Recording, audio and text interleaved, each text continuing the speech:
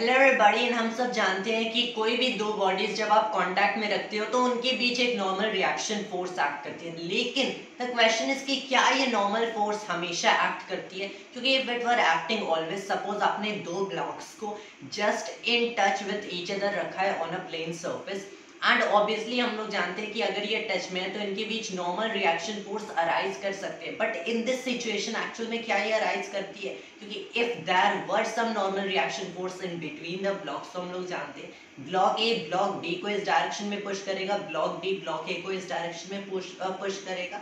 तो out of nothing यहाँ पे एक मोशन अराइज हो जाएगा एंड ऑब्वियसली ब्लॉक बी इस डायरेक्शन में मूव करेगा एंड ब्लॉक ए इस डायरेक्शन में मूव करेगा। तो ऑब्वियसली हम लोग जानते हैं इन्हें कांटेक्ट में लाने के लिए if normal reaction were always to act, तब ये मूव करना शुरू कर देंगे due to the forces between them. But the thing is कि नॉर्मल रिएक्शन हमेशा एक्ट नहीं करता, but it is the force जो कि एक्ट करेगा जब एक बॉडी दूसरी बॉडी को पुश करती है। तो इसी पुश को अपोज करने के लिए नॉर्मल रिएक्शन फोर्स एक्ट करती है।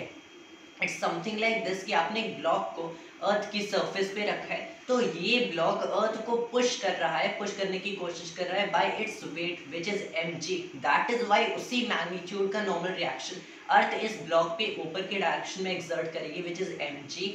तो ये जो कैपिटल N जो normal reaction on this block बोलते हैं, and then we say the normal reaction on Earth due to this block which is obviously mg। ये इस रीजन से अराइज कर रहा है क्योंकि ये ब्लॉक अर्थ की सरफेस को पुश कर रहा है। अगर ये बस अर्थ की सरफेस पे रखा हुआ होता बट इसको पुश नहीं करता बाय एनी वेट, तो इस केस में कोई नॉर्मल रिएक्शन फोर्स नहीं होता। So you have to understand कि नॉर्मल रिएक्शन हमेशा एक्ट नहीं करता and one body is pushing another body, then as a result of that only normal reaction arises in this particular case. That was the information I had to share with you guys in this video. Thanks to all my viewers.